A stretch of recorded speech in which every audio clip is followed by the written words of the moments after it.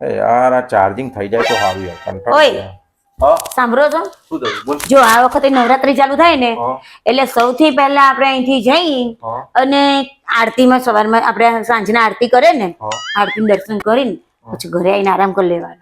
હમ, કારણ કે તમને ને મને ગાતા તો આવડતું નહીં, બરાબર. આપણે ગાવા જવું નહીં. પણ જો નાસ્તાની તૈયારી થાય હા એટલે તૂટી જ પડવાનું. મેં ચકોડિયાને સમજાઈ દીધો છે કે પેલા ગોકાભાઈ રહ્યા ને એ આપે નાસ્તો એટલે પહેલી ડીશો ઉપાડી જ લેવાની. બરાબર. અને એક બે નહીં લેવાની, સાંભળો, 4 ડીશો લઈ જ લેવાની. પછી શું કરવાનું ખબર છે પ્રિયંક? 4 ડીશો લાવી અને સાની વાની ગોકળિયાને આપી દેવાની આપડા, અને પછી ઘરે મૂકી દેવાની. અને પાછું જોઈને અને નાસ્તા ઉપર તૂટી જ પડવાનું. હું છે ને ખાવાનું બે બનાવું. આપણે નકામ જો ખાઈએ પાછું આપણે ખાઈને પાછા અહીંયા જઈએ તો પેટમાં અપચો થઈ જાય, પાછો ગેસ થાય, ખાવાનું જ નહીં.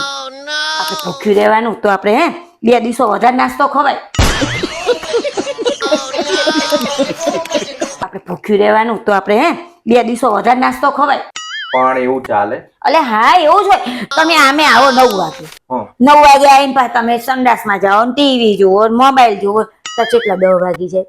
ત્યાર પછી 10 વાગે આપણે નીચે જતું રહેવાનું. એટલે કોકને કેવું થાય ખબર? ગરબા જોવા આયા તો બેયમાં